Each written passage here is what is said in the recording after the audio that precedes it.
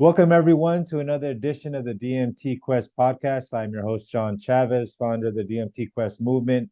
With me today is a very special guest, Dr. Edith Ubuntu Chan, a friend of mine for about the past 8 years. For those of you that don't know, she's actually been an important catalyst for the DMT Quest movement, really getting me off my ass to get this thing going and really spread the word about endogenous DMT and the human potential. So I just like to welcome Edith and thank her so much for all her inspiration since knowing her.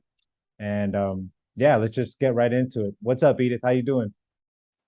Yay, I'm so happy to be here. I'm your biggest fan, as you know, and I'm super honored to be on your show because you've had some so far some very epic guests. So I'm honored to be following the footsteps of John Dean and Steve Barker, and just really honored to be here. Yeah, it was about time. I was on your podcast, I would say probably about 4 or 5 years ago, where I talked about the catalyst that drove me to write the two books and start the DMT Quest movement. And now it's time to, repay the favor and have you on the show and discuss a little bit about where you're coming from and what your background is. You have a really interesting story. For those of you that don't know, Edith has been on quite a journey. So let's just get right into it. Where'd you grow up? Oh, how far do we want to go back?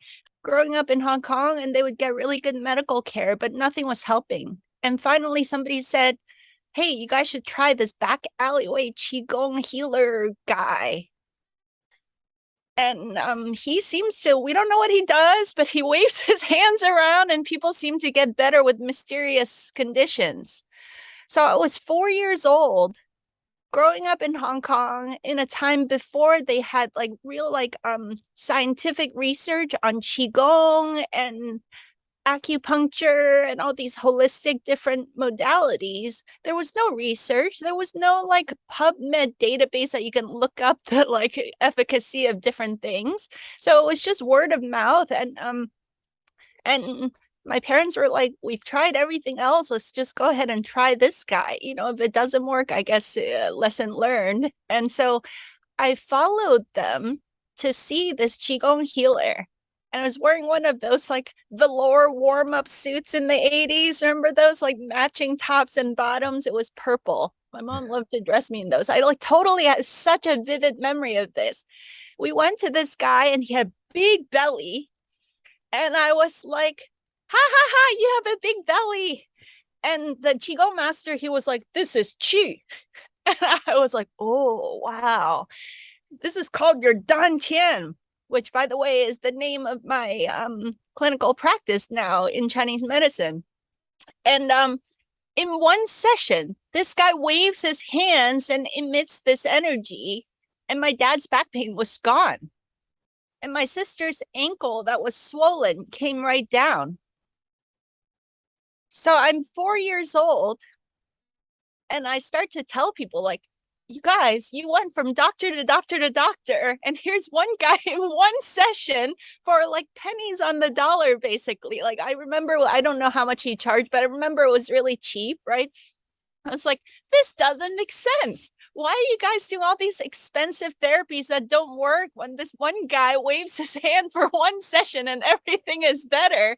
So I'm a 4 year old that doesn't have all these filters from the world's distortions and all these messed up ideas. I'm just like, you guys, that's what I'm going to do when I grow up. I'm going to be a Chinese healer and help people with things that actually work. And so this was back in the day before they really had like doctoral degrees or master's degrees and all this like board exams and licensures. And frankly, back then to become a Chinese healer meant that you basically have a very unconventional life. You'd apprentice starting at a young age, tons of wax on, wax off for many decades until you start to like get some of the lineage secrets.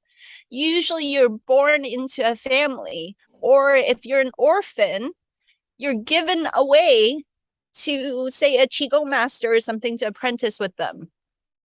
So my parents are like, no, you're going to go to school, get good grades, get a good job. You know, when you grow up, buy a house, have 2.5 kids, like that's the track that you're supposed to be on. We work really hard to like give you a stable life and a good, good schools that you can go to. And so I asked my aunts, my uncles, everybody, hey, I want to be a Chinese healer when I grow up. How can I do that? And everyone's like, how cute. Like there's no way that you can make a good living doing that.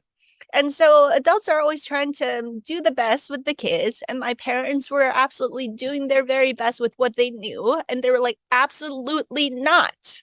You're not going to become some kind of like poor, starving shaman healer in a back alleyway when you grow up. That's not the life we want for you. So finally, after many months of talking to everybody about it, I started obsessing with all those martial arts movies where it's like Crouching Tiger, Hidden Dragon, that you can see like the chi balls coming out of their hands and they're flying through the air and all that stuff. I was obsessed with movies like that growing up in Hong Kong. But eventually everyone's like, no, that you can't do that. That's just all fantasy stuff. So I was like, okay, well then I want to be an astronaut. The reason I wanted to be an astronaut is that at that young age, I would gaze up into the ceiling when I was sleeping and I would see multidimensional portals of geometries and lights and patterns. And I had this just inner desire to understand how the cosmos worked, and I would tell people about all the imaginary friends that come to visit or the geometries that I was seeing and the orbs and stuff, and nobody knew what I was talking about. And I was like, I guess they don't do that here.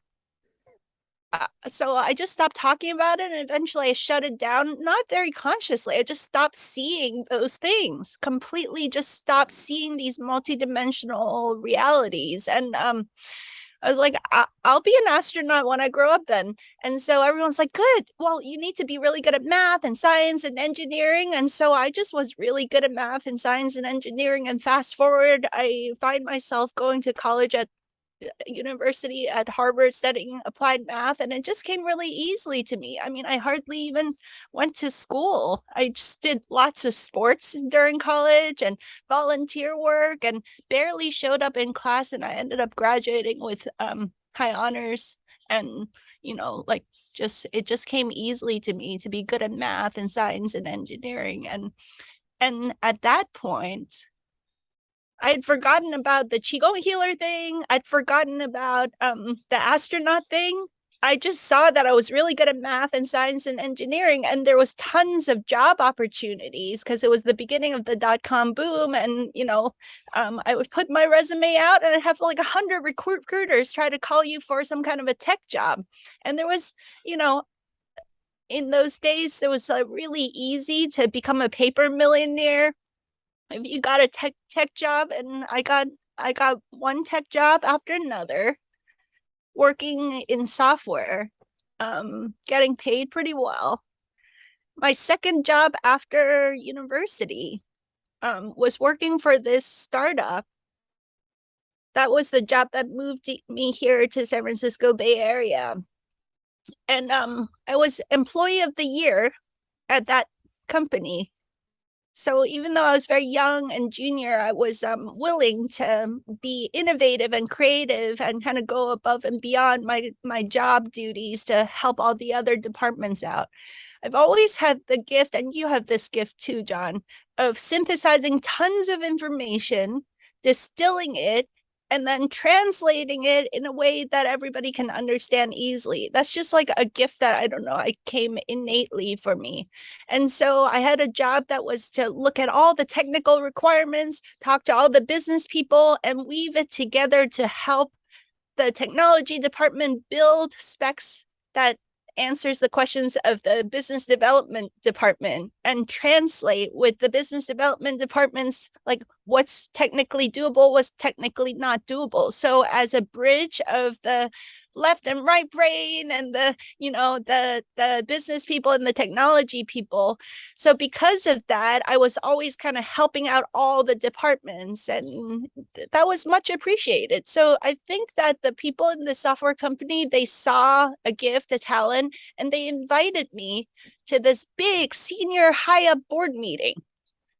Here I am, basically fresh out of college, and my parents, who had since immigrated to United States, and they worked really hard to get their two kids, like into college and stable and having a good life. They're so proud, right? Hardworking immigrant family, and you've arrived. You graduated from a Ivy League university with a good degree, and you are stable. You've got a good job. And so I'm like, yeah, I've arrived. But inside, I wasn't happy. I was working like 60, 80, sometimes 100-hour week. It was pretty intense and cutthroat. And I was like, yeah, I'm really good at this job. But in the back of my mind, I'm like, when I was going to school, I did arts, I did music, I did sports, I did so many different things. And now I'm spending like 80 hours a week in front of a computer grinding away. And I noticed that I gained a bunch of weight. I started having acne. I had a lot of GI trouble, menstrual cramps every month, colds and flus a lot of times.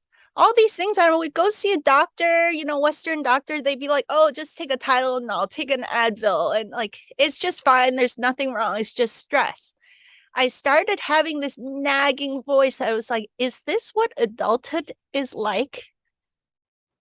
And so the whole world is like, good job, employee of the year, pay raise, and all this stuff. So I get invited to the senior high up meeting at the software company. I'm like, oh, I've arrived. So the world says, you're a 20-something-year-old being invited to a big high up senior board meeting because they wanted someone who could help them translate the technical requirements with the business requirements that had that diverse, well-rounded perspective in this meeting. So I walk into this meeting, and this is another one of those like super vivid moments, just like when I was 4 and that whole Qigong experience happened. Like you just remember these key moments, like it was yesterday. So I'm in my early mid-20s. I walk into this big meeting with all these high ups, and I'm like, wow. I look around. I'm like taking the experience in because it was a big deal that I was invited to this meeting. And then I start looking at all the people sitting around the board table.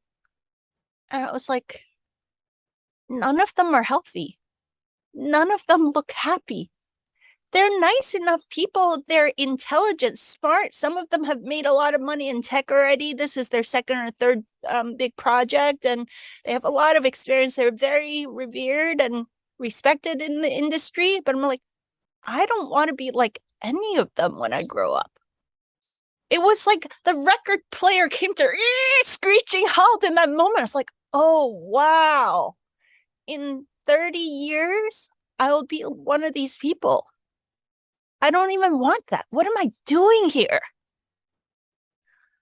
So I don't even remember what happened to that meeting, but I remember some conversations that were like really boring in that meeting, and some things that I felt like was like, I don't, there, a little bit kind of like, I don't want to say unethical, but borderline, where it was just all about where are the privacy regulation loopholes, and if we can kind of dance around these loopholes, how many more millions of profits that would generate, things like that. And I kind of felt like, wow, I guess this is normal, industry normal, for people to just not even be like, there's humans whose privacy that you're not really quite respecting. Just because the regulations is a certain way, wouldn't we just do the right thing? Because you just know in your heart and your soul what's the right thing to do that's ethical and moral, right?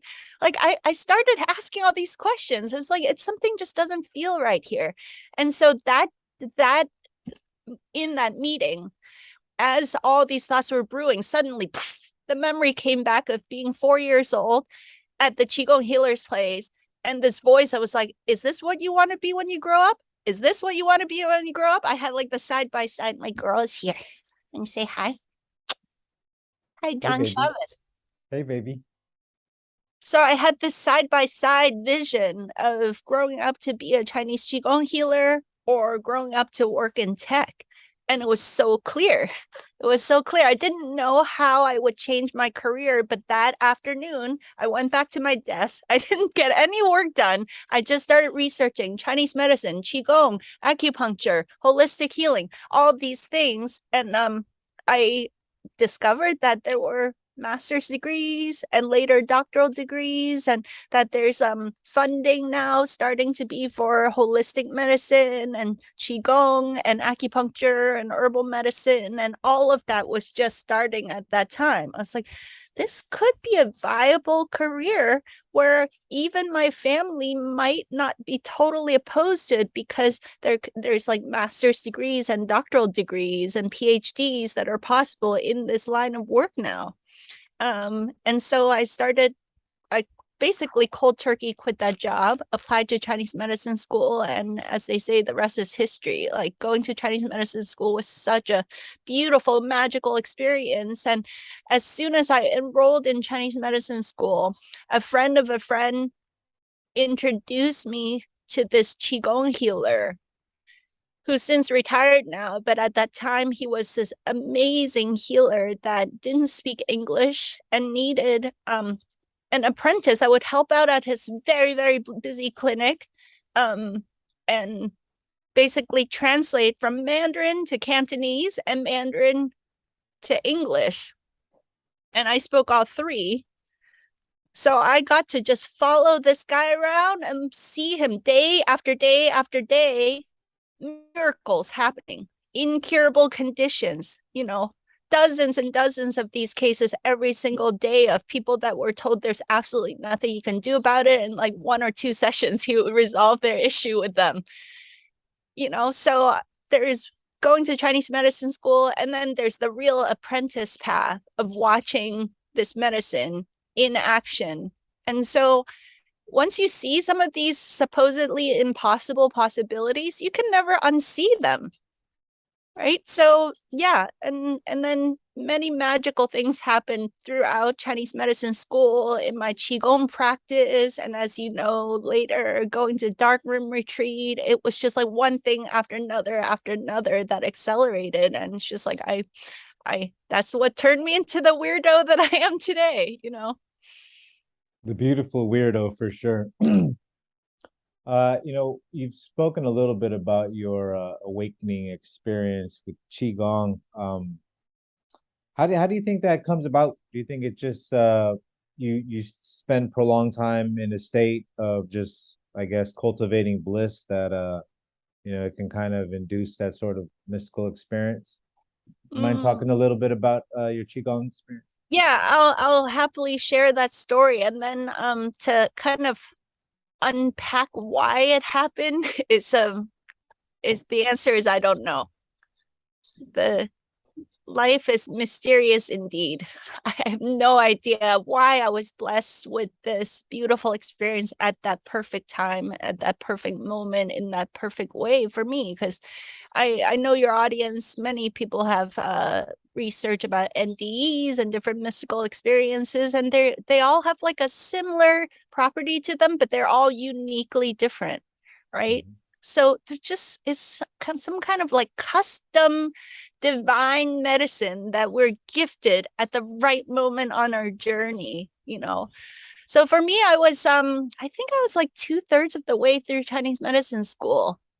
um yeah, I was taking Qigong class during Chinese medicine school. And one of the great gifts of Chinese medicine school at that time, they've changed, a lot of the schools have changed the curriculum since then, is that they had substantial requirements for Qigong and Tai Chi practice as part of the curriculum. So it's not all this like brainy academic learning.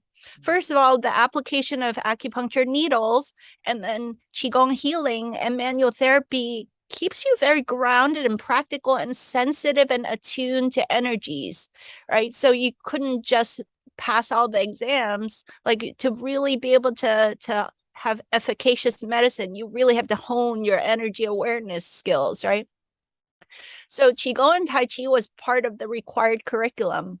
Gradually over time, they decreased the requirement. I'm so glad that for us, there was, quite a bit of Qigong and Tai Chi practice required as part of our training. I love the Qigong class so much because I had been trying to meditate for a long time and I didn't, nothing was working. I tried all these different meditation classes here in the Northern California, San Francisco Bay Area. There was a lot of choice of different types of yoga and meditation types of places I could go to dabble in different styles of meditation. But for some reason, Qigong really worked for me.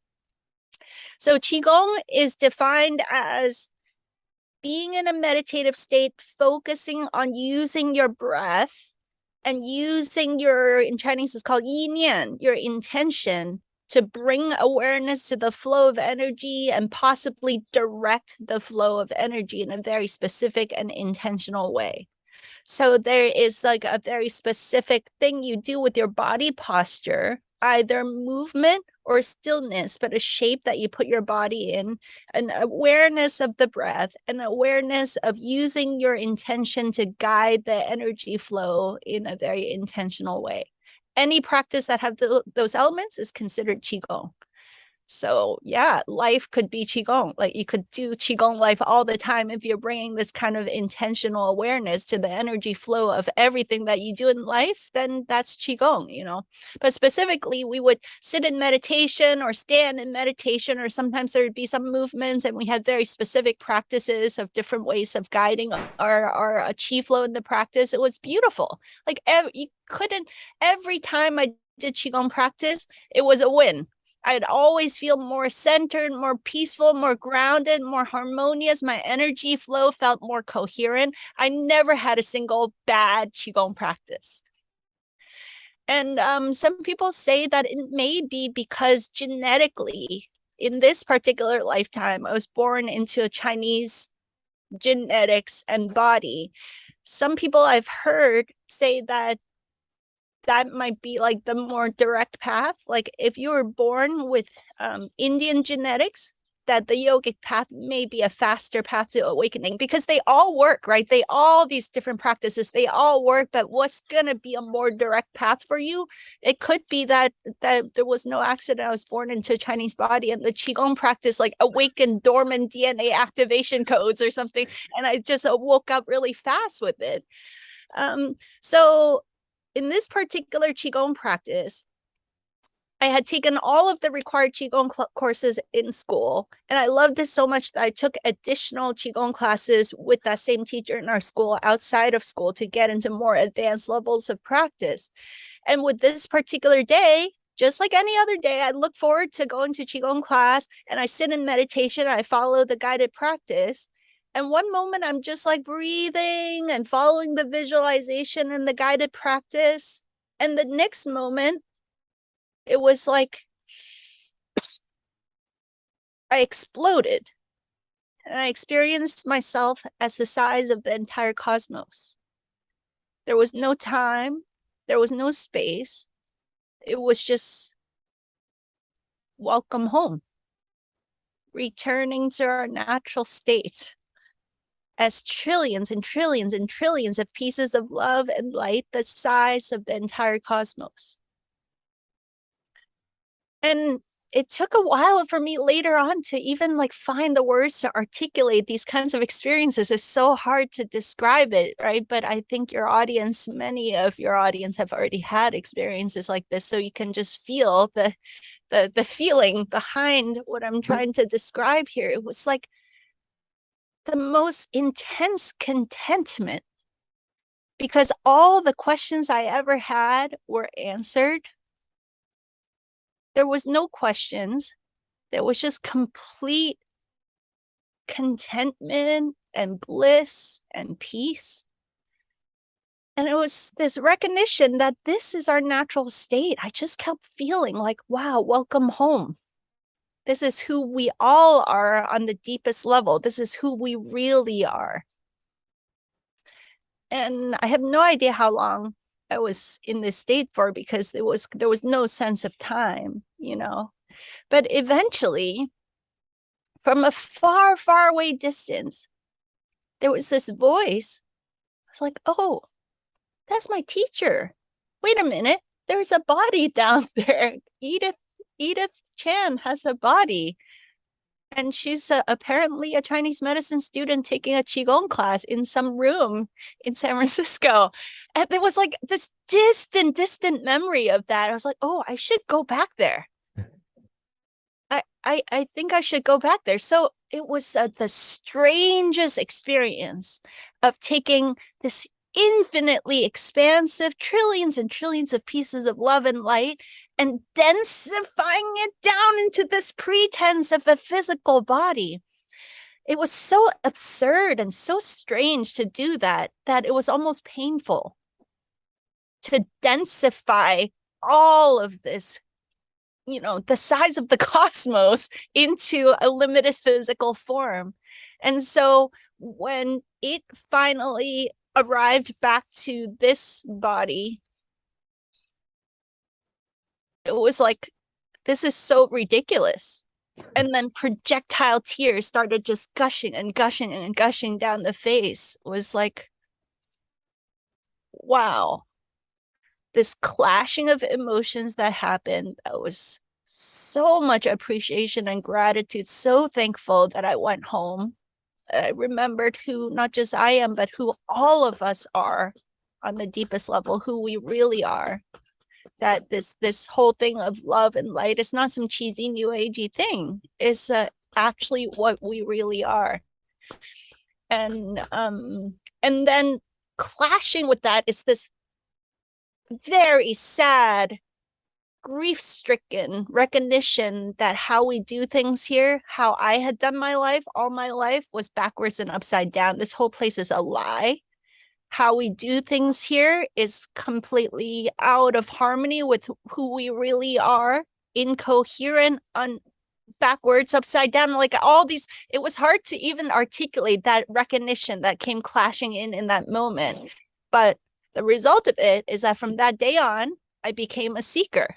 I was like, this doesn't make sense. How are we running this place in a way that if who we really are is an infinite soup of love and light, how come there's so much war and divisiveness and sickness and depression and anger and suffering in this world? It didn't, it was, the juxtaposition was too much, and I couldn't help but travel around the world, studying with different teachers and healers, going to spiritual retreats, reading thousands of books about metaphysics, the nature of reality. You know how that goes. Once you have one awakening experience, your entire life changes after that.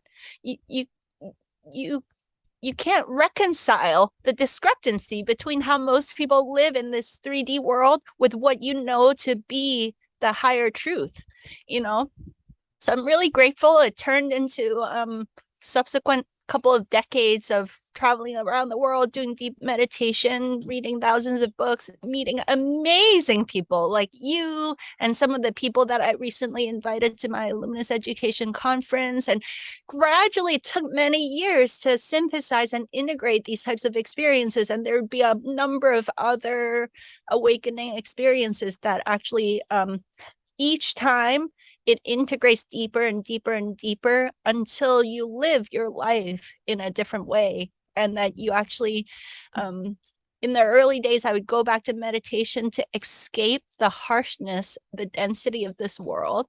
I think your audience may be able to relate to that. Sometimes we do medicine journeys. Sometimes we go to meditation retreats because it can feel so intense and so dense down here, So it was like, oh, I feel homesick. I'd go meditate to feel what it's like to be home again.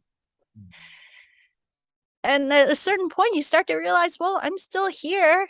There's a reason I still have a body. There's a reason that I volunteered myself to come to this planet at this crazy time where so many crazy and absurd things are happening, so that I can be part of the solution to transition this physical reality into a way of being, a way of living, a way of conducting our human society so that is more and more in alignment with the higher cosmic truths, with the consciousness of love and peace and kindness and compassion, instead of so much war and divisiveness and greed and shame and fear, all this stuff that has been running our world for so long now. I'm glad that now everything is blowing up because actually we're outgrowing that stage in our human evolution. I'm like, thank God that we're outgrowing that, and it looks like a big hot mess. All this stuff has to come to the surface to be cleared for us to get really clear how we want to conduct our human affairs moving forward, that is in alignment with natural law and with the higher cosmic truths, you know. So I'm grateful now. It took some decades to get to the point where I feel like, okay, I get it. We are here. There's so many of us that are here that have been seeing the inherent wrongness of how our world has worked. Like, we know something in our soul that how we've been doing society has been really backwards and upside down. The reason for that is that we came here to be part of the solutions to bridge into a more beautiful new world, you know, and that's not just like a poetic saying. It's like, it's really what we came here to do. And there are so many people like you, like me, like all the guests you have on the show, probably a lot of your audience. We're all taking part in a key piece of this puzzle in this transitional time right now. Absolutely. Yeah, it's so interesting that after awakening experiences, you could have a few years of integration and sorting things out, and you think you have it figured out a little bit, and then a few years pass, and it's like you feel like such a deeper integration and I guess a more comprehensive perspective of the job to be done, and it just kind of continuously just sprouts out and spreads out. In other podcasts, you talked about the experience you had with the Darkroom retreat, and I think that in terms of the endowaska and endogenous DMT, that's the audience that I'm talking to has a deep interest in that, and you're one of the few people that's actually come from very different backgrounds in terms of applied mathematics, Chinese medicine, and diving into the Darkroom retreat. So, would you mind speaking a little bit about how that came about? Yeah. So that Qigong experience, I think, what year was that? I think that was 2002. And so after that, I had become a Chinese medicine practitioner, pretty stable. I finished a master's degree. I went back and did a doctorate degree, and I'm got a really stable Chinese medicine practice at this point.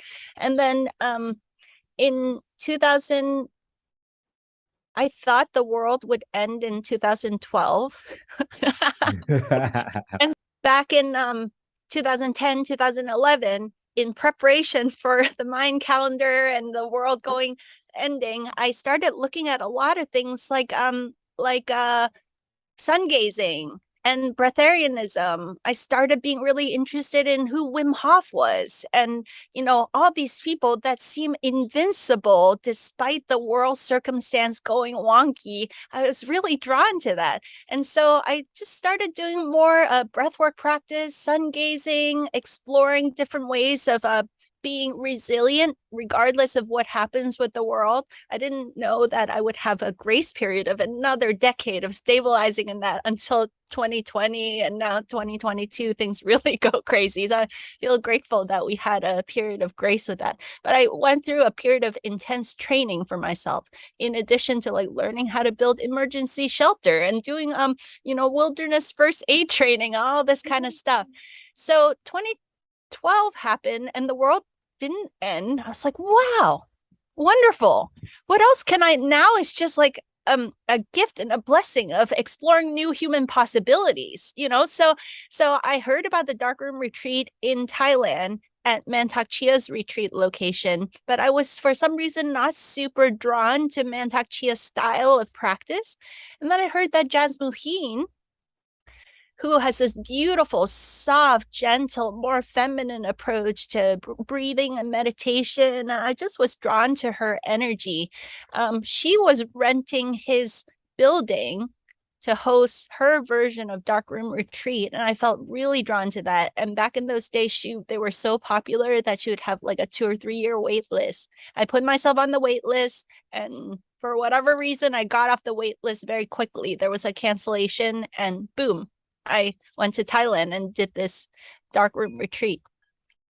And so it was without a doubt one of the top most transformative experiences of my life, like easily the top 3, you know.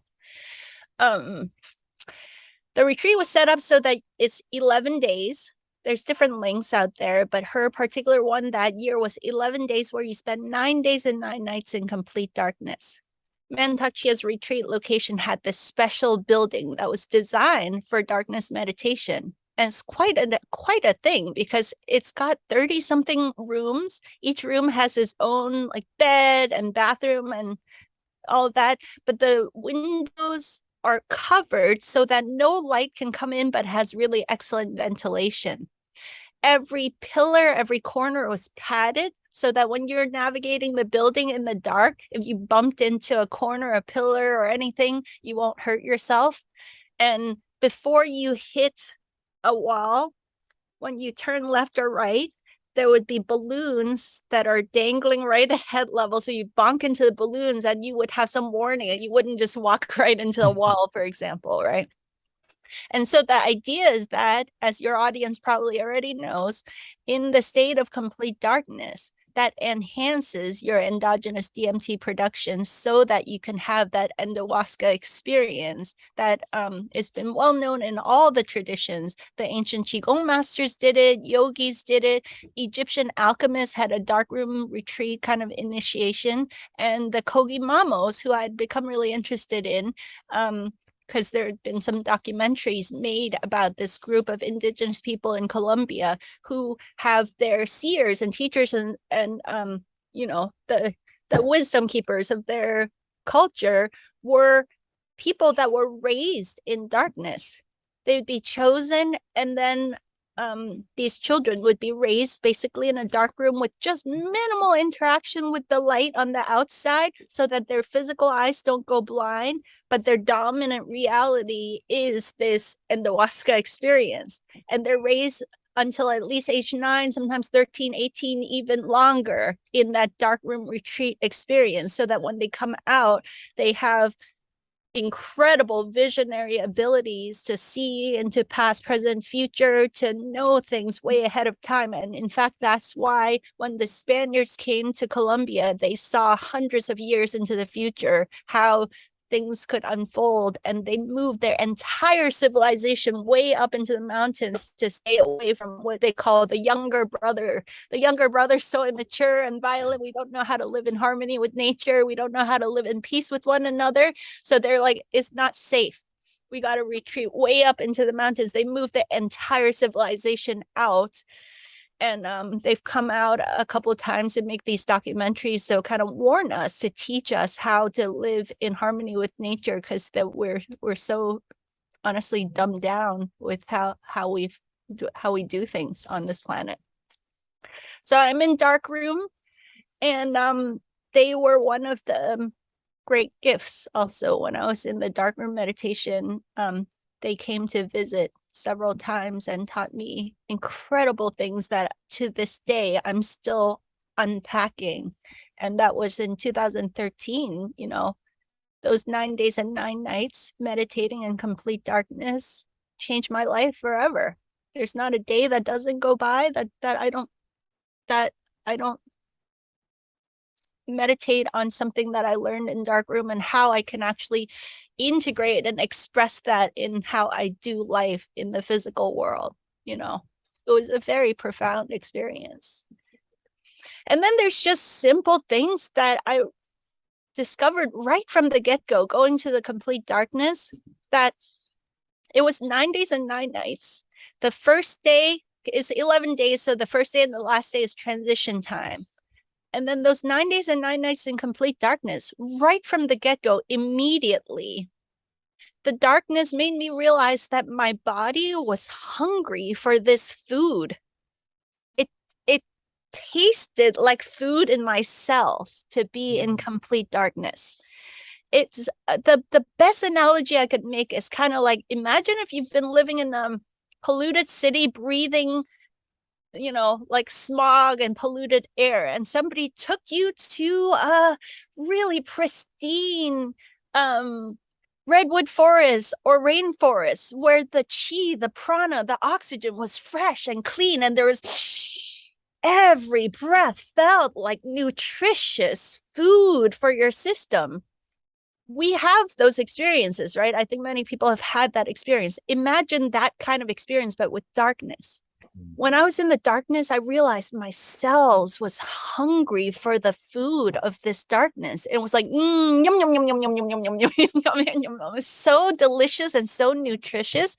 And even though I wasn't sleep deprived, I made sure to be super well rested leading into it, because it's a lot of logistics to do one darkroom retreat, right? So I wanted to get my most experience out of it. And I had heard that, I don't know how scientifically factual this is, but if you're very well rested, very well slept, if your system already is well saturated with melatonin, then you can have that endogenous DMT experience a little bit sooner in the retreat.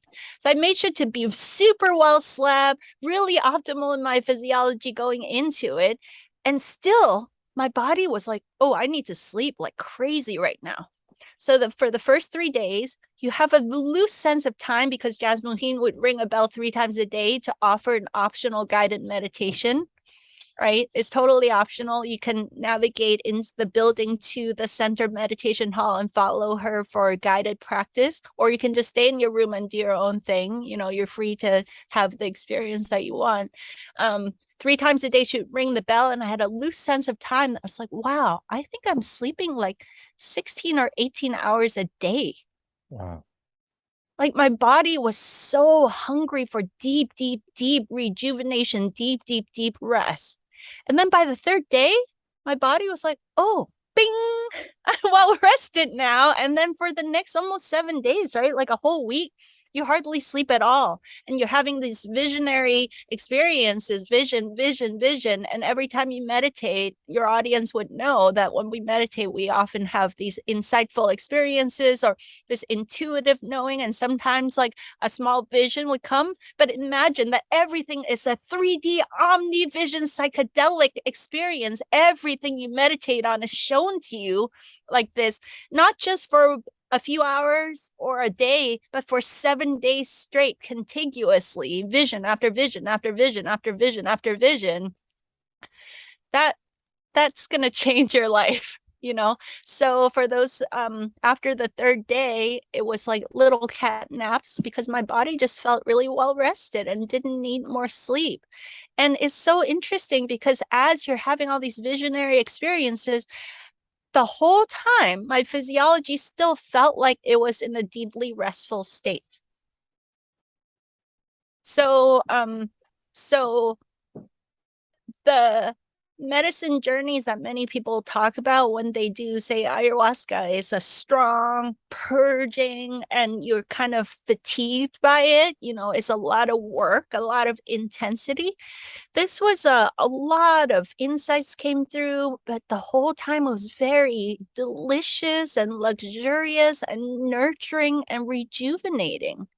And when I came out at the end, I just felt like, wow, all of my cells got recharged, rejuvenated, nurtured, nourished. It was like going back into the womb and coming out just feeling like fresh, juiced back up, even though I didn't eat anything. Fasted the whole time. Jasmine would not call that fasting. She would call that pranic nourishment, that I was actually nourished directly by the prana, and they had juices, but that felt distracting to me. I wanted to have a deeper experience. So the not eating, not doing juices, just having an uninterrupted access, non-distracted access to this multidimensional state. I'm really grateful that I gave myself that gift of going as deep as possible with those days. That's an amazing experience. 9 days, 9 nights in the dark, fasted. visionary for a week straight. Wow. I'm definitely gonna have to take that plunge at some point. It sounds like everybody could benefit. Obviously they would need to build up in terms of practicing meditation and learning how to quiet the mind and spend time in the dark alone without freaking out. Did Yeah, there anybody? were a few people that didn't have a lot of background and they did freak out. For me, it was just luxurious right from the get-go. So I would definitely encourage anybody that's listening to this to prepare yourself properly so you'll still have a great experience, but it could be really delicious and luxurious, or it could be a little bit intense because some people have the fear of the dark and some people have the fear of just even like learning how to locomote their body in complete darkness. And I actually trained with my personal trainer blindfolded for a few months leading up to it. So I didn't have to be distracted by just the sheer practicalities of how do I walk around without my physical eyesight. Just walking from your bed to go potty. Like some people would freak out because it was a lot of work involved in simply navigating from your bed to the bathroom, Yeah. So definitely prepare yourself. In terms of before the the retreat starts, do they turn the lights on and let you see everything so you get acclimated, or is it just complete darkness from the Yeah. get-go? Right. So that's the beauty of this experience is traditionally yogis and Qigong masters would just go into the dark cave where there's you don't even know what's up. There's like bats and scorpions and snakes and stuff. So this is a modern amenities. It was a building that has electricity, running water, and like a proper bed, proper toilet, proper shower. So day one, they do turn on the lights of the building so you can situate all your stuff. So you set up your bed. I set up a few changes of clothes so that I knew exactly where they were. I set up the bathroom so I had my toothbrush, my toothpaste, my soap in very precise locations. So when I walked in, I could paw 1 brick, 2 brick, 3 bricks or tiles, and then 1, 2, 3. Oh, here's my toothbrush, and so on. And then you learn how to navigate from your room where you're staying. In my case, it was like it's 2 stories in the perimeter. So I had to navigate from that corner where my room was to the stairs, to walk down the stairs, and then navigate into the center meditation hall where my mat was. And so people would delineate their mats in different ways. Like mine was like 1, 2, 3, 4, 5, 6 in the second row. So I have to like learn how to paw my way there. And I put a little flip flop or my journal or something underneath that mat to demarcate it as mine. Mm. All these things, you set it up that first day. So you get pretty busy that first day to kind of locomote around the whole building comfortably. People would put on a blindfold and just get used to it first. And then that first night, lights out, 9 days, 9 nights in complete darkness thereafter. Wow. You had mentioned in conversations prior to this one that I think it was on the second or third day you could actually see a faint outline of furniture in your room. What was that like? Yeah, I don't know if everybody, sometimes I have hesitation sharing with people all these kinds of small details because everyone has a different experience. So I don't want our audience to be limiting their perception of what would be your perfect experience. But in my case, what I experienced was the first couple days, I did feel like a blind person that just had to use my senses, like my hands and my energy sensitivity to feel into like the shape of the building. And the first couple of days, people do like bump into each other walking around the building. You're like, oh shit, sorry. Like, sorry about that, And then by the day 3, I did notice that people didn't have these like, oh shit moments bumping into each other because you can hear in the building is silent except if somebody crashes into a wall or bumps into another human being in the building, right? I was like, wow, we kind of like drop into flow where everybody is navigating the building really gracefully. So not everybody had this experience, but I started by day 3 seeing a halo around all the objects of the building. I was like, wow, I'm not just intuiting my way around, I'm seeing the shape of everything. And so the bed or the chair, I could see like a glow around it.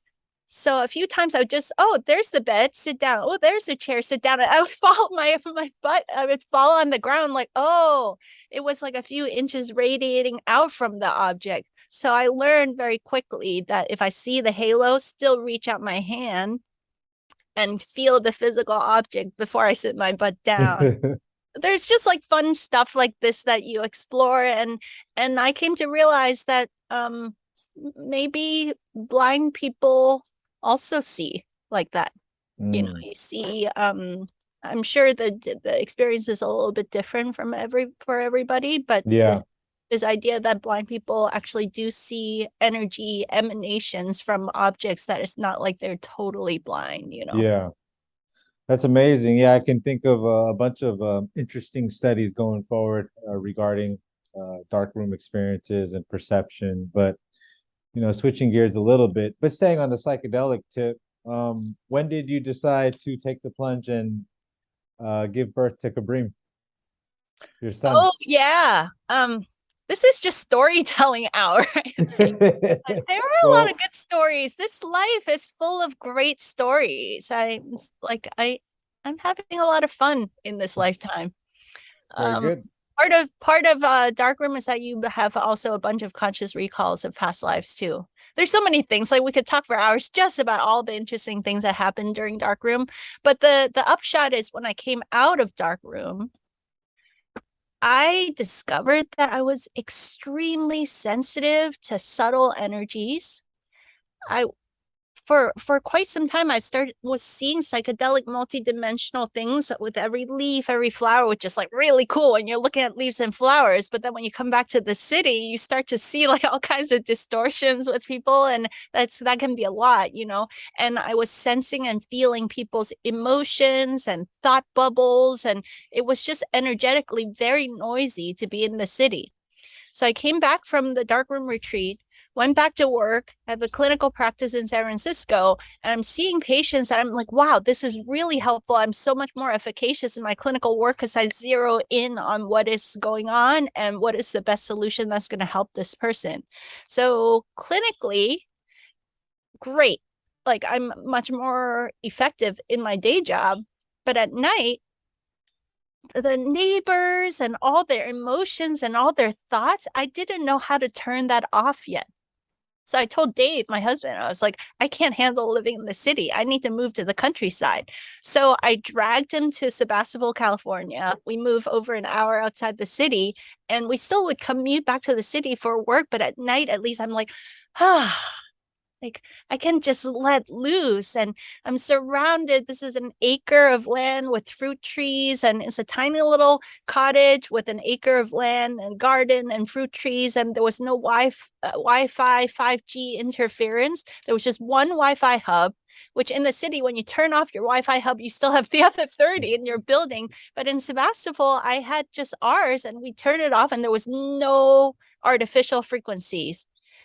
And I just felt this deep like relaxation and rest at night. And for the first time ever in my whole life, because I lived in cities all my life, I felt naturally sleepy at night and want to go to sleep. And we could sleep in complete darkness because there wasn't street lights glaring into your windows and stuff like in the city. And in the morning, the sun would rise and be like, wow, it's a glorious new day. Let me wake up and meet this glorious new day. I didn't have to like snooze a million times. So just synchronizing my circadian rhythm with the light and darkness made me really appreciate the power of natural full spectrum light during the day and complete darkness at night. So that was a really great gift of going to Darkroom. I experienced the juice that happens in complete darkness. And when I came back out into the light, I saw the subtle information that is in light. And I don't know if I can articulate it very well, but after that, I just saw reality differently, and I related to our circadian rhythm and the information that's encoded in the natural light and encoded in complete darkness. I really appreciated the food and the nourishment that is available in giving ourselves a life that has full spectrum natural light during the day and complete darkness at night. And in that state, many interesting things happen to my physiology. much better energy during the day, deep sound sleep, really vivid psychedelic dream life, really vivid meditation life. My menstrual cycle, which had always been a little bit off of the perfect monthly cycle, a little bit long usually, synchronized perfectly, 28-day cycles every single month, predictable ovulation time every single month. And then this little boy started visiting in my dreams. Was like, I know you guys weren't planning to have kids, but I'm going to be your boy. I'm ready to come in now. I've been watching you for a while and I really like to be your son. And so I start telling Dave, ready to have kids. You know, we live in the San Francisco Bay Area. It's too expensive and it's inconvenient. I'm not ready. And, all this stuff. And so this boy started visiting day after day, week after week, month after month, and we became good buddies. Like I'd just go to sleep and I would see him and we would have these fun play dates every night. And I would tell Dave, and at a certain moment, he started taking a little more interest because it kept happening over and over again. And there was this one night where we were drifted into that half wake, half dream state. And we ended up having a 3-way cosmic powwow where Kabrim said, look, everyone has free will to choose. You guys have the free will to choose whether or not you want to conceive me. But I just want you to know what you're participating in. He showed me this beautiful ocean of all these orbs of light. And as he's showing me, I'm feeling this intensely peaceful and blissful state. And he says, each of these orbs is a baby that is incarnating on the planet right now. So this is 2013. He's like, right now, as we speak, there is a wave of beings that have all chosen, like I have, scoured the cosmos, decided to come to this earth plane and scoured the earth and chosen their uniquely perfect parents and uniquely perfect communities to incarnate into. We've all made that mathematical decision and come together to find the perfect permutation where all of us are going to come down and blanket the earth with a new consciousness. So he shows me this ocean of all these lights, and they're all connected by these strings and strands of light, this entire web work. And so he says, everything that you object to about parenthood and how kids are raised and all this stuff, we had all these thoughts like, this world is kind of backwards and upside down, and how people do parenthood. There's a lot of sit down, shut up, go to your room. You go to school and do these boring little workbooks. You're like indoctrinated into some factory system. Like that just didn't appeal to us, right?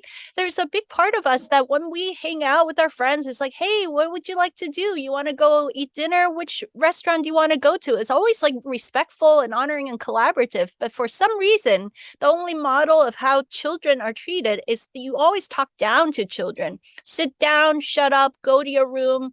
We're just like, it's kind of like dog training. Like, yeah, maybe we're not dog people, maybe we're cat people.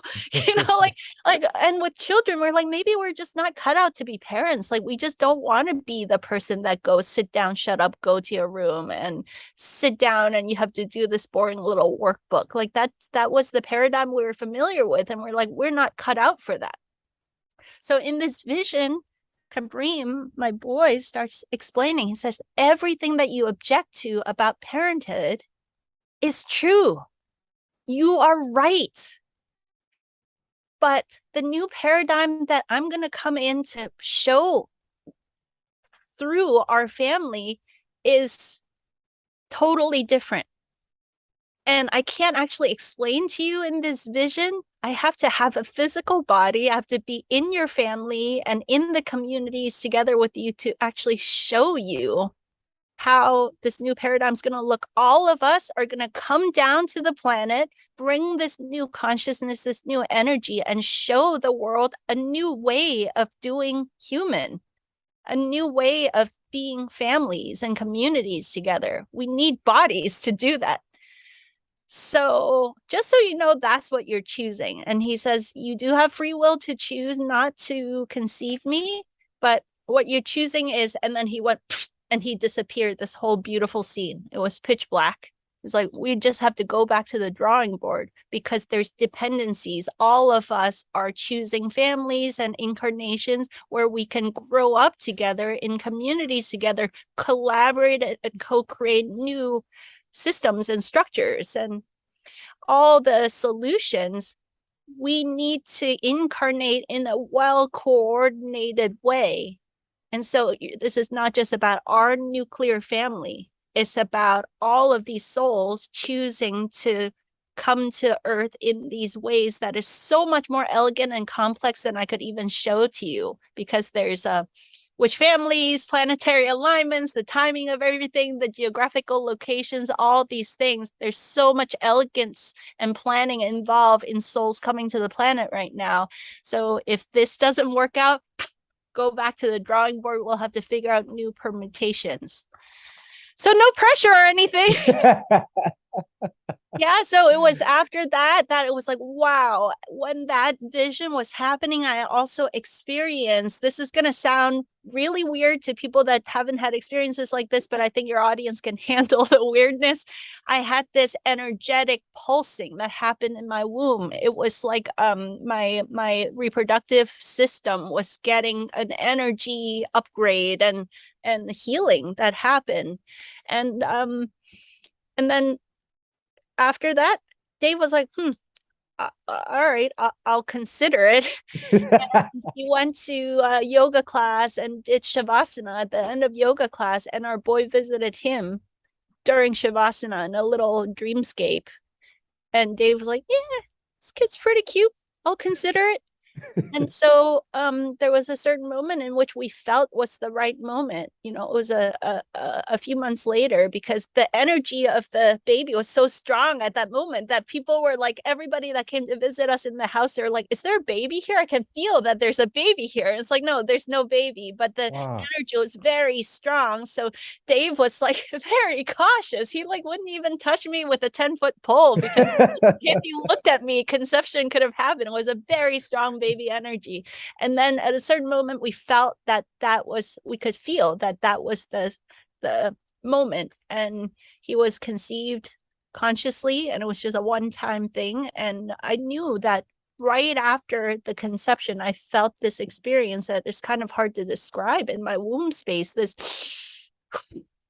like this breathing, this pulsation of breath got activated in my womb space, and I didn't need to take a pregnancy test. I knew that it was, that life had activated. And it was a beautiful experience of pregnancy, communicating with the kid the whole time. And he guided us. Like, I would just talk to him like, hey, what do you want to eat today? Hey, what are you up to? Like, what would you like us? We would go meet the midwives. We had a beautiful home birth, and he would communicate very clearly which midwife was the right ones to choose. And so it just unfolded naturally, where we had this relationship before the conception. So all throughout pregnancy, the whole birth experience, all the way into childhood, like he was my friend. So it just became increasingly more clear, this whole old paradigm of parenthood and family life, where you disrespect your kids and you tell them to sit down, shut up, go to your room, and order them around. That would just be like absurd, right? Because this is a being who I have a very respectful relationship with since before he was even conceived. And there was a very respectful agreement across all parties that, okay, we've all really taken time and considered it and brought a lot of intention into the conception and bringing this being into the earth plane. So it just, yeah, the magic continues and continues now into the conversation about education and nurturing our fullest human possibilities in our education and family paradigms. Absolutely. So then after Kabreem, we had the second little baby, Kira. Yeah, so when Kabreem was at like 3.5, he was like, "Oh, my sister is still in space. She needs to come now. My sister is in space." And And we moved back. You helped us with that move from Sebastopol to halfway in between, just to cut down on some of the driving time. And I'm really grateful those 5 years living in Sebastopol really stabilized my nervous system so that now I'm able to more consciously turn up and turn down my energy awareness as is useful. That took like 5 years after Darkroom to nurture the skill of staying sensitive and aware of energies, but not letting it wreck me. So I can be back in the city now, and without it being way too energetically noisy, I can turn it back up, back down. So I'm grateful for that. So when we moved to this new house that we currently live in, Cabrini was like, wait a minute, my sister's supposed to be here. Where she's still in space. You guys need to bring her. And so yeah, she was also conceived as a conscious, listening. We listened for the right time, and she was conceived in the first try, as people call it, but it wasn't a trying, it was a listening for the right moment. We listened, and it was like, oh, she wants to come now. Okay. Yeah. All three of us. And in fact, Kabrim always says, like, on planet Earth, a lot of people are confused about how to make babies, because you need to have a space baby. Otherwise, people think that if you have a mama and a papa that just bump their peepees together and make a baby, no, that's one of the reasons why I had you on, Edith, is because I recently did a presentation for the Luminous Education Evolution that you put together. For the listeners of this podcast and people that have been reading a lot of my writings, I actually go deep into certain concepts that I've never talked about publicly, specifically about the mechanisms of intuition and how they can apply to education for young children and even adults, to be quite honest. When you look at the mechanisms of tapping into information, it doesn't have to be a conversation solely about how children do it. We can utilize these similar techniques for adults. So let's talk a little bit about what your journey's been like as a parent of two young children, and delving into the education system, and just seeing some of the aspects that might need to be changed in the future, and in the now especially.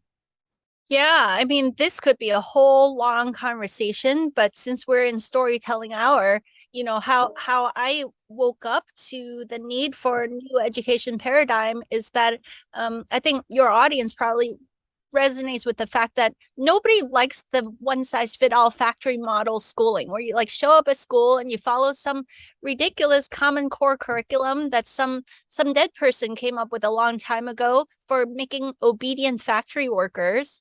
And it's clearly a different time now. You don't have to be into psychedelics or DMT or darkroom to see, plain and simple, that humanity needs a new set of skills to meet the basically everyday 3D challenges of this human experience, much less those of us that are on the vein of what do we need to create to nurture the fullest expression of our human possibilities, right?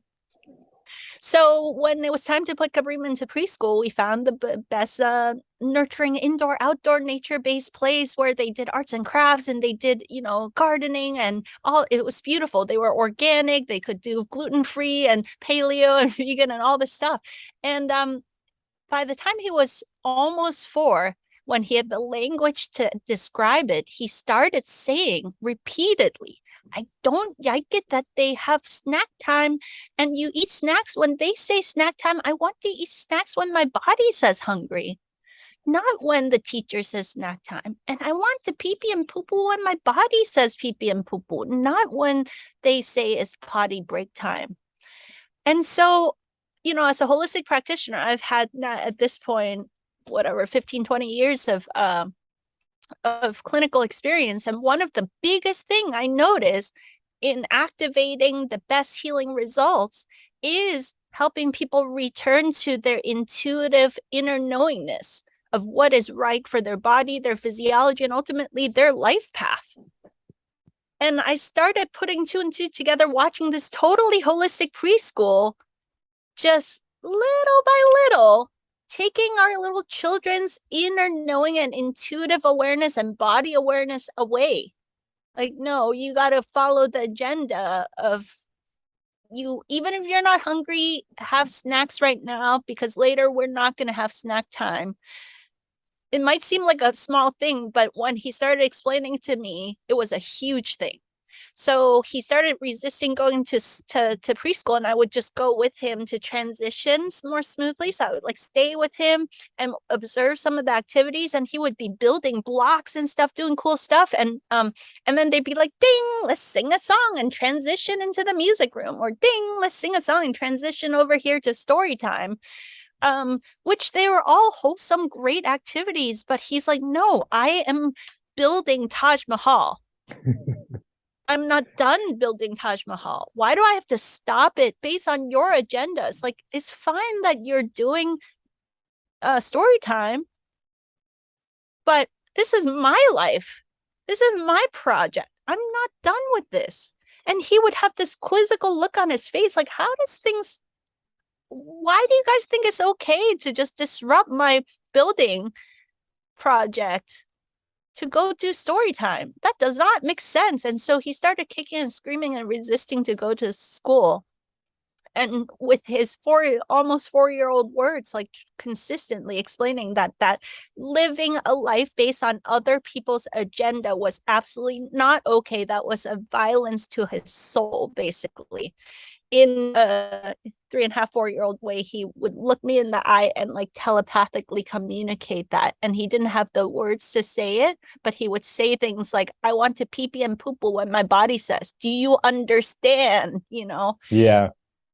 So it's like, wow, okay, he's very clear what he wants and what he doesn't want. And when we took him out of school, I was like, okay, well, I don't know how to homeschool. Let me start learning, researching, and meeting these amazing people in the self-directed learning space and unschooling space. And it started on this amazing adventure, and just he really blossomed. And we watched this movie about a blindfold perception. He was like, I want to take a class on that. So we took a class, and boom, within the first session he started perceiving, completely blindfolded. Now he can read a book completely blindfolded. He can read all those little alphanumeric codes in even a barcode, like blindfolded. And he's like, I have my own path. And I started realizing that actually so did all of us who are adults. It's just that we maybe didn't necessarily have parents, or we didn't necessarily have the courage in our soul to speak so clearly and loudly as my boy did. That we came here with a clear inner curriculum that wants to be expressed, that there's absolutely no one size fit all to any of this stuff. That people think, oh, self-directed learning, unschooling is too free, too wild. No, actually, there is structure. The structure is within each being. We incarnated here with a divine blueprint of what we came here to express and experience. And so as parents and educators in this new paradigm is really about being super present with your kid, nurturing and supporting them, recognizing that each being is the creator of their lives and the creator of their experience. And our jobs as educators, as adults, as mentors and teachers, as parents, is to support and nurture that, not to superimpose our ideas onto them, right? There's a collaborative thing. Obviously, like, I've been on planet Earth longer. When you've got a toddler learning how to cross the street, I'm an expert in crossing the street safely more than they are. So I'd like for them to, like, take time, listen to my advice about hold my hand, look left, right, left. And when there's no car, let's cross together. And when you can cross safely, by the time you're 4, maybe I'll let go of your hand and let you cross safely. The same with like learning how to use scissors, or learning to cook on a stove for the first time, right? There is definitely a role for us to teach and educate them safely in how to navigate this physical reality. But on the deepest level, there is a curriculum that is already innate and alive in every child, and it expresses itself very clearly if we just take a step back, humble ourselves, and observe and witness it. And then your presentation in the Luminous Education Conference really showcased how sad and limiting and damaging it is for us to not listen and suppress an incredible amount of human gifts and human potential that's possible because of the way that we do our factory style schooling. There's so much to unpack there too. It really comes down to asking deeper questions like, who are we? What's the purpose of this life? What's the purpose of education? The old system, the purpose of education was to make obedient factory workers and to make consumers that didn't ask too many questions, but keep pushing the gears of the GDP machine forward. So now we have the world that we have now. So if your idea of the purpose of life is that I'm here to fully express my divine essence into physical form, and that education is maybe a way for us to nurture the fullest expression of our human potential, the fullest expansion of our human consciousness while we're in physical bodies, you'd have a completely different approach, right? Like how you evaluate the competency of your educators would be different. Obviously, the curriculum would look different. In fact, the curriculum would include all the traditional things like math, science, English, reading, writing, all those things, but you realize that is a teeny tiny sliver of all the things now, right? Like blindfold perception, spoon bending, remote viewing, energy healing, of course, time and nature, because one of the first orders of business for us to, as humans, landing in this physical reality is to actually anchor ourselves in nature's frequency patterns first. So spending tons of time in nature so that we actually have the nature's wisdom infused into every cell of our being, so that how we conduct life is in harmony with nature's wisdom. And then there's a lot of talk about how do we engage our kids in like science and technology. If we start with really being deeply immersed in nature's wisdoms first, then as we interact with technology, I have a very strong intuitive vision that this generation of kids, they're so good with the technology because this is the new generation that's going to actually reinvent many aspects of how we interact with technology, so that instead of technology harming our health, technology can actually be redesigned to be completely coherent and in harmony with our health and well-being and with nature's wisdom again. And you're starting to see that, right? Like the study of frequencies, where it's like, oh, which frequencies actually enhance human consciousness, can produce healing results, versus the 5G. And even in one of our sessions with Penny Kelly, I don't know if you caught that one, where she's like, even down to the 60 hertz electrical pulsations, it's damaging to meiosis or mitosis or something like that she said. It's like, wow, it goes really deep. Like on the fundamental level, we willy-nilly chose frequency patterns that we're immersed in. So I think this new generation of children they're gonna be extremely powerful and insightful. This is a really exciting time to see how we can all of us can benefit by taking a step back and allowing the children to show us a new way of doing human. Obviously, also we have our life experience that support them, right? So there's a new way of doing family life and education life that's a lot more respectful, honoring, and collaborative. So there is something like there's a journey. In one of my presentations with Luminous Education, I shared that there's really like a transition that we're all going through right now. A lot of people are aware, I'm sure your audience 100% are aware, that factory model of schooling, that doesn't work, right? So a lot of people, their first step is to say, hey, what if I did Montessori or did Waldorf or one of these alternative styles of education? So you change to a more holistic or alternative style of education. And Waldorf is wonderful because it supports kids in spending lots of time in nature. They have this idea of your head, your heart, your hands all integrated and everything that you do. There's a lot of wisdom in that. But at the end of the day, you're still following an external curriculum. And an external curriculum that Steiner, if he was alive today, he might come up with something different. So there's a transition process that we're all going through, with a lot of families seeing the factory schooling system not working out too well. The first reaction is, well, let's try some alternative styles of schools like Waldorf or Montessori. And there's a lot of wonderful things about all these kinds of alternative systems. Like Waldorf talks about integrating the head, heart, and hands, and spending lots of time in nature, a lot more holistic and spiritually oriented approach to education, nurturing children's imagination at the young ages. There's wonderful things. But at the end of the day, you're still following an external curriculum. And it's a curriculum that Steiner basically channeled through 100+ years ago. And this is a different time that we're in. And sometimes it's easy to fall into the dogma and not keep it fresh and alive for today's world. The same with Montessori. I found out recently that Montessori has this wonderful approach of letting the child guide the pacing of their education. They have all these things called manipulatives and these different ways of learning math using like physical objects. It's very tactilely, kind of like multi-sensory experience of learning, and you pace. The child gets to self-pace how they learn, but she discouraged imagination.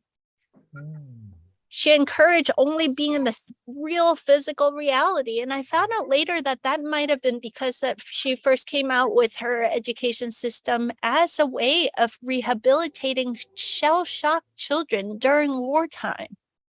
So these children had a very specific need to not be so fragmented by being shell-shocked. They needed to come back into the physical reality and land properly in the physical by having these tactile physical experiences and not go into imagination too much. Maybe because, I don't know for sure, but it might have been the context of that time that they might get into trauma loops that really affected their ability to learn. So if you have the context of all of this, then you don't get dogmatic in these systems, right? But sometimes a lot of us, we don't take that big step back and ask those deeper questions, like what is the purpose of education? What is this current moment in the human story and human evolution that I'm part of? What is appropriate and fresh and right for this time, and specifically for my child? Right? So we have these systems that have these threads of wisdom, but if we get too rigidly following these systems, then we miss out on some of the greater gifts. So with the whole madness of the last 2.5 years, the gift is that a lot of people are like, wow, a lot of our educators are basically just rule followers.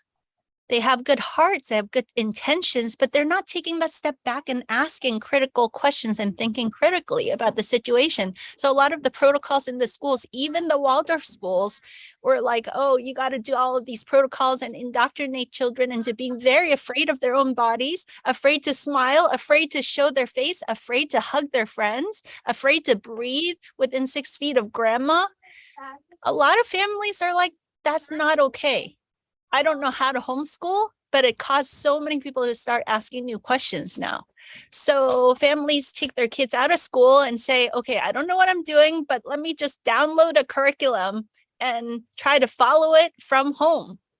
And that lasts only so long, because now the moms and dads are like, what? I have to follow this curriculum. I got to like go to work and pay the bills. I got to do the laundry. I got to clean up after the Legos. I got to do everything. Plus, I got to download this curriculum and crack the whip and have my kid follow these activities or workbooks. I can't do it all. It's mathematically impossible. So that's the time that we're in right now. So many families are asking these deeper fundamental questions about, what are we doing here? What is the purpose of this life? What does our family value? What is the purpose of education? Taking these big steps back to ask these fundamental questions first. And then what emerges out of it is the kind of conversation that you and I have on the Luminous Education Conference, and so many of these other amazing human pioneers that I got to have these epic conversations with. Like, what is the purpose of education? And that comes out of, how do we even orient to this life, you know? is a big, big topic, is a big, big question. And so we start with, okay, well, there's this whole kind of like a world of self-directed education, play-based education, unschooling. We start exploring that and you realize that, wow, there's a whole world of unschooled adults, like kids that grew up and now they're adults, who never followed any curriculum, who just lived life and did stuff based on their passions and interests. In fact, there's a school in the East Coast called the Sudbury Valley School, where the teachers, they basically take a big step back and they say, okay, just we'll facilitate and help you if you ask. Otherwise, we just leave you alone. And it's a school that has lots of fun activities and all the kids are there and they just explore and express their interest.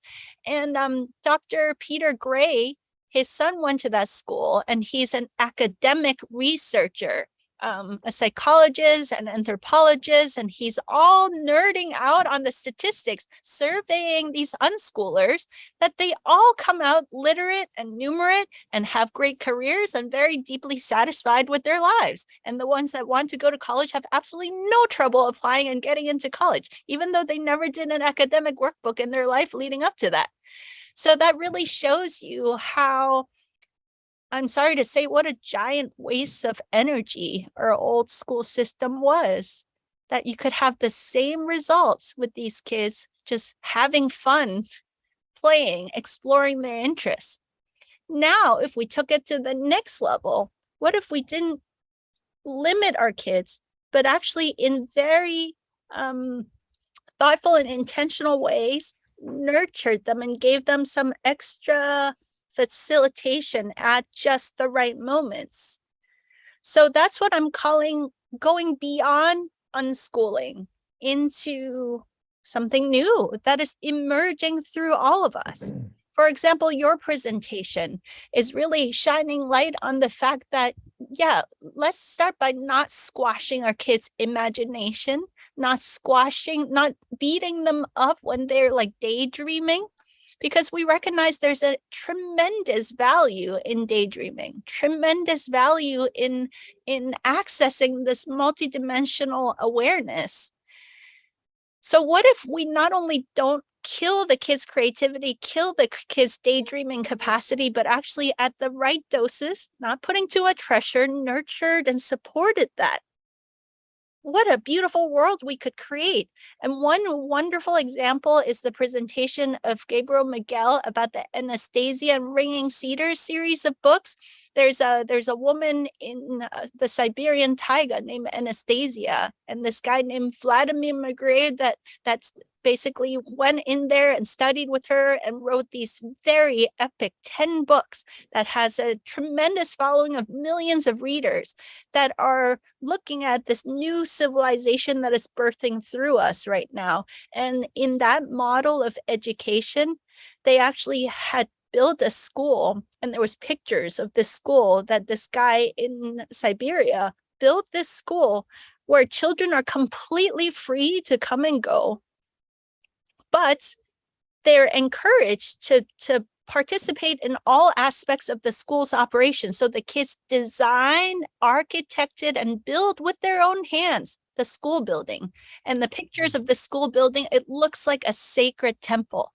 The kids are encouraged to grow their own food and cook their own meals and all of that. The kids do Wim Hof style ice dunks. They're like superhuman healthy. They do traditional martial arts and dances just because they've never been forced to do it, but that's just what's available. And all the kids are doing it. And it's really cool to be super smart and super strong and healthy and vibrant. They have this wonderful creativity. And because it's actually Russia government funded kind of like charter type of school, they do have to take some standardized testing, that kind of thing. So these kids are like, oh, okay, we'll do the standard curriculum too as part of it. So they will go through 10 or 11 years of curriculum in 1 year.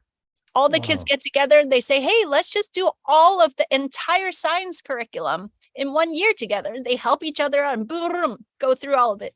They do 10 years of math in 1 year, right?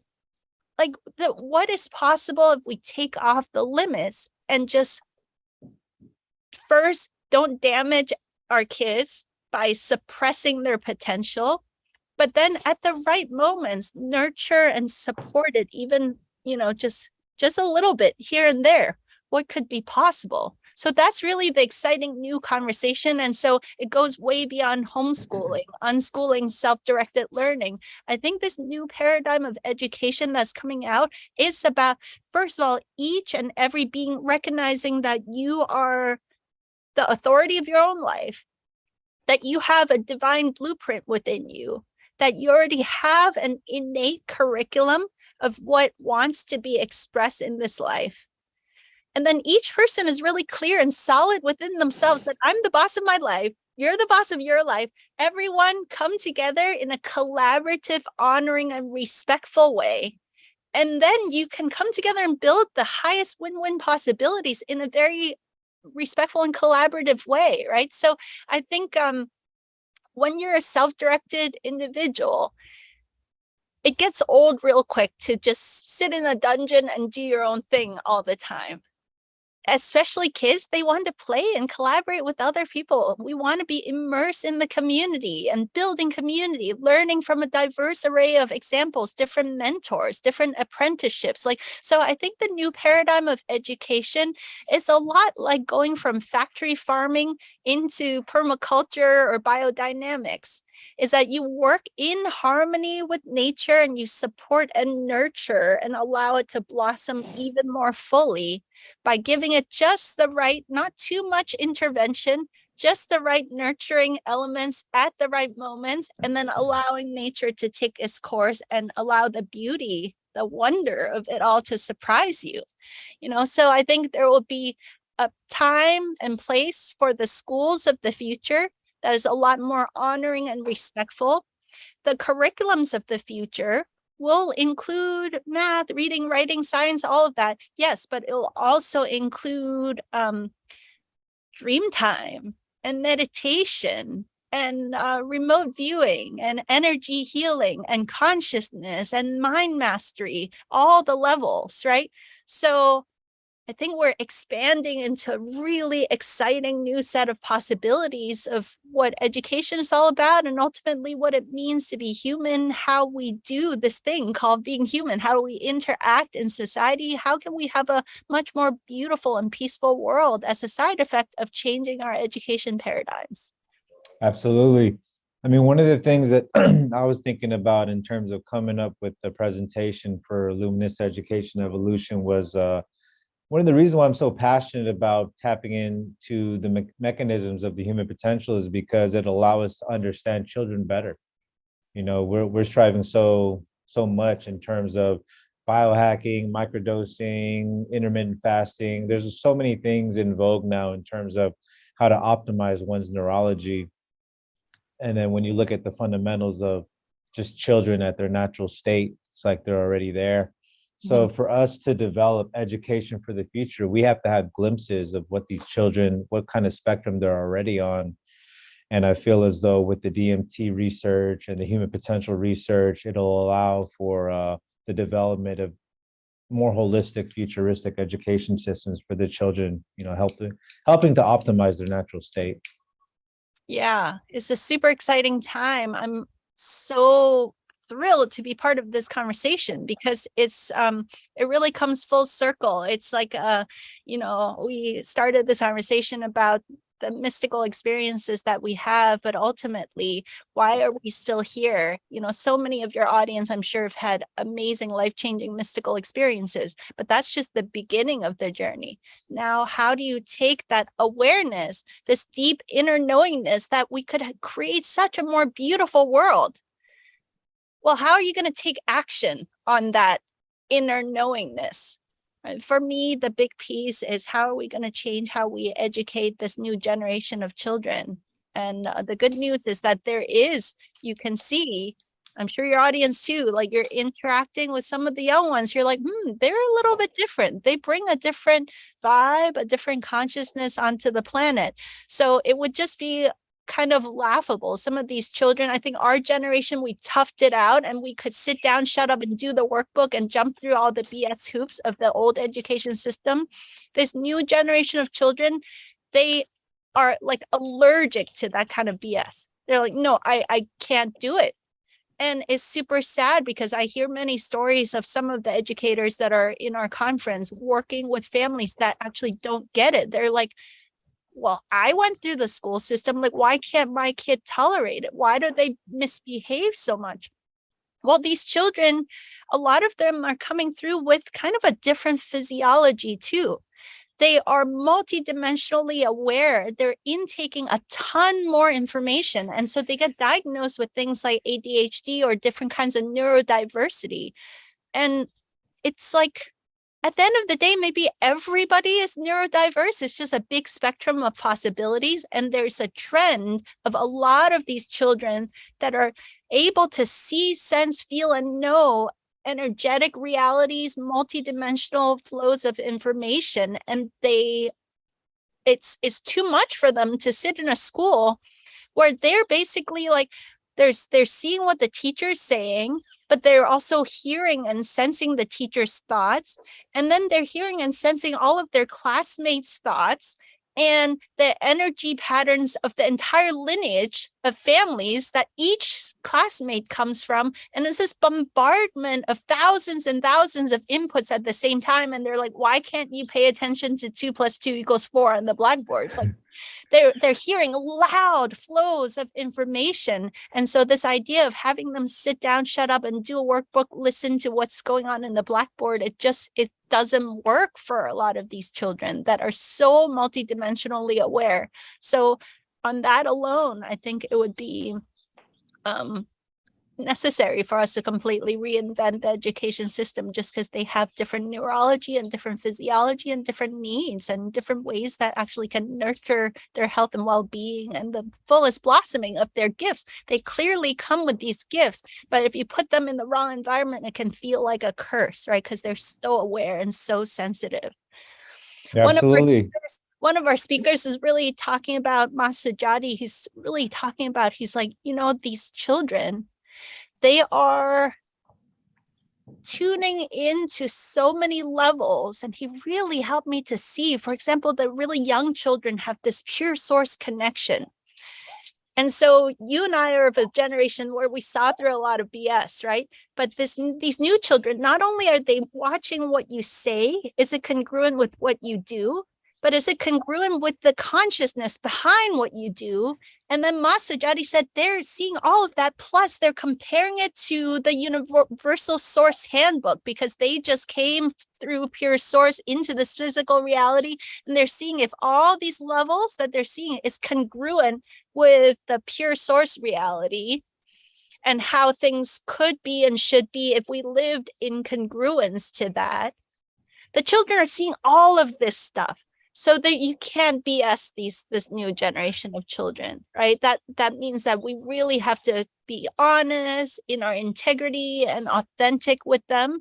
And the good news is that if we humble ourselves, and you really spoke to that beautifully in your presentation, like really humbling ourselves to be aware that our children are basically little geniuses. They see levels of reality that maybe we don't quite see yet. They can show us and they can teach us a lot if we're humble enough to listen to them.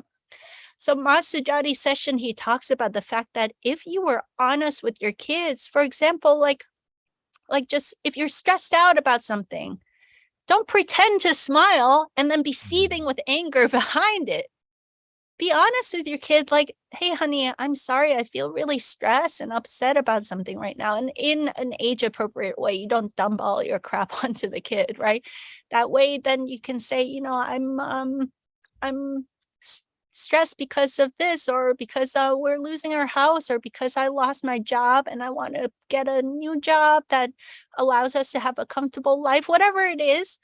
Don't dump all your stuff on the kid, but be honest with them. Kids, even if they don't have the language to articulate, because they're so tuned into multidimensional realities, are powerful manifestors. And they can help clear some of the energy baggage and patterns if we open to it. And then they up-level all of us. And they can help us co-create and co-manifest more beautiful realities for our families. if we open ourselves to it. Instead, what do? We put all of our crap on the kids and stifle their creativity, stifle their limitless possibilities. And basically, we dumb our kids down to our level instead of raise our intelligence up to their level. We have that choice. If every generation chooses to dumb its children down, then there's no human progress. Yeah. If every generation chooses to open to the gifts that these beautiful children are coming through, bringing pure source intelligence through them, then we can have human evolution and human progress and increasingly expansive, beautiful possibilities. That's the choice that we're being presented with. Yeah, absolutely. I mean, I'm still making my way through the rest of the Luminous Education Evolution talks. You have so many big names: Charles Eisenstein, Masajati, Penny Kelly, Matthias DeStefano, Dr. Barr, Paul Lano, Nicole Young, Kyla Casey, and myself, as well as a few others. It's not just for if you have children and you want to homeschool people. That's the one thing that I learned watching just a few of the presentations, was that this is for anybody and everybody who's a seeker in terms of just interested in our own, I guess, better understanding our own psyche and understanding what we've been through as adults. Even I feel like there was so much that I picked up from the talks that I've seen thus far. So I encourage everybody who's watching this, if you're interested in the human potential, if you're interested in becoming a parent in the future, if you're a current parent, if you're a human with a pulse, definitely check out Luminous Education Evolution. I definitely feel like it's worth it, every penny. I put a lot of effort into my own presentation. I haven't charged anybody for anything DMT Quest related. So I would just encourage people to support this movement of education for the children. I think that futuristic thinkers like you, Edith, are so important because you've been ahead of the curve in so many aspects. I've come to know you, and I definitely feel as though this Luminous Education is going to be the spark that changes education on the global level. Honestly, I think there's just so much to be taken away from these speakers, and I'm hoping that in the future we see maybe like a facility that can harness the power that you've put together in terms of this platform. I think that we do need to see a facility that is like the blueprint for what education could be. Yeah, that is definitely coming. We're seeing glimpses of that now. I interviewed a few speakers that are starting these new earth education communities, and I think it's just the beginning. Right, we're just starting to see out of necessity these really beautiful examples of new possibilities of how communities can come together and nurture the blossoming of the kids' potential. The piece that I like to bring is to expand it a lot more to support the creativity, the innovation, the multidimensional awareness, as well as the practical day-to-day, like entrepreneurial skills. Get stuff done, show up on time, project management, time management. I think there's a very integrated, grounded way in which we can express our fullest human potential in this new generation. In the past, there was a lot of fragments of like, oh, I'm going to have this ayahuasca journey and have this epic awakening experience. But then is it grounded? Does it actually change the way you interact with physical reality and life? I think these new children, they're going to show us this possibility. What does it look like if they're aware of their divine purpose, connected with pure source all the way throughout their lives, this inner knowing, this intuitive knowing, and allow it to express in a very grounded and practical way? What a beautiful world we can create together if we choose to humble ourselves and nurture these children's gifts. I'm with you completely, Edith. Well, I just want to say thanks so much for just being your friend and knowing you for about 8 years so far. It's been quite a journey. You've been such a spark for so many moments of insight, and I'm just so happy to know you. And I'm just honored to have been able to talk at Luminous Education Evolution. So, yeah, just gratitude for Dr. Edith Ubuntu Chan overall. Thanks so much for existing. Yeah, thank you so much for existing. You have been such a huge part of our lives and our kids. A lot of what we see as education is just allowing the kids to know friends and family and community that are like awesome human beings. And to me, you're the best kind of educator. So I love that you hang out with our kids and show them what it is to be an awesome human being. So yeah, I appreciate the work that you do professionally, but I appreciate even more that you're in our lives and you're showing our kids what it is to be an awesome human. Feel the same way. Thanks so much, Edith. Appreciate your time as always.